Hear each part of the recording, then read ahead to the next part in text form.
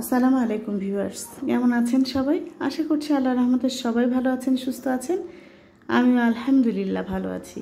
তো বাসায় কিছু মেহমান এসেছে, তাদের জন্য রান্না বান্না করছি আর আপনাদের সাথে একটু শেয়ার করব বলে ভিডিও করে নিলাম।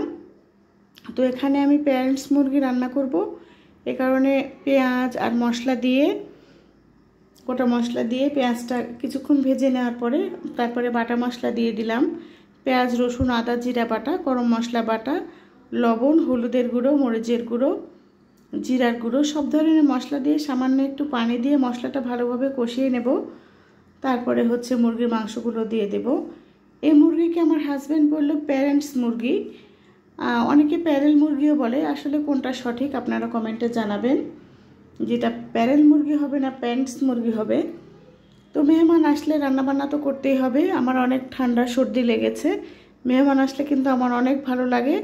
মেহমানেরও আমার জন্য অনেক কিছু নিয়ে এসেছে, সেগুলো আপনাদের সাথে শেয়ার করব ইনশাআল্লাহ।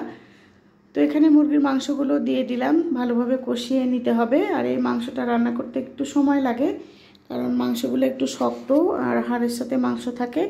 আর খেতে কিন্তু অনেক ভালো লাগে এই মুরগিটা। অনেক আগে আমি আমার বরাবর বাসায় খেয়েছিলাম, আর আজকে নিজ হাতে রান্না করে নিজেও খাবো, মেহমানদেরকেও খাওয়াবো।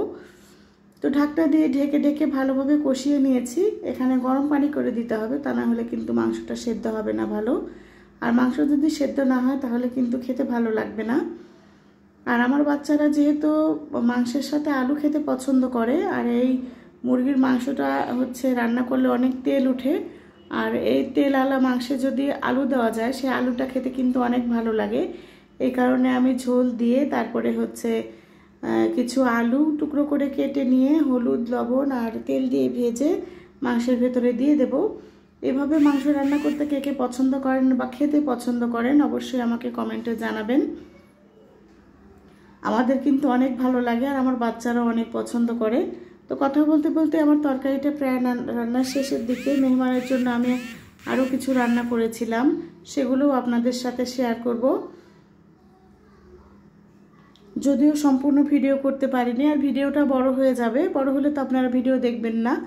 আর যেসব ভাই বোনেরা আমার আজকের ভিডিও দেখছেন, প্লিজ আপনারা লাইক দিয়ে সম্পূর্ণ ভিডিও দেখবেন এবং একটা সুন্দর কমেন্টস করবেন। তো মাংসে আলুগুলো দিয়ে তারপরে ঢাকনা দিয়ে ঢেকে বেশ খানিকক্ষণ ধরে কিন্তু রান্না করে নিতে হবে। তো রান্না প্রায় আমার শেষের দিকে। এখন আমি জিরার গুঁড়া আর গরম মশলার গুঁড়া দিয়ে দিলাম। এখন ঢাকনা দিয়ে ঢেকে রেখে দেব, আর গরম গরম খাওয়ার সময় বেড়ে নিয়ে যাব। মেহমানদের জন্য আমি নাস্তা হিসাবে তৈরি করেছিলাম পরোটা আর সিমাই, আর আরও করেছিলাম পটল ভাজি। তো এগুলো অল্প অল্প করে ভিডিও নিয়েছি, আপনাদের সাথে শেয়ার করলাম। ভিডিওটা কেমন লাগলো অবশ্যই কমেন্টে জানাবেন। সাথে থাকার জন্য ধন্যবাদ।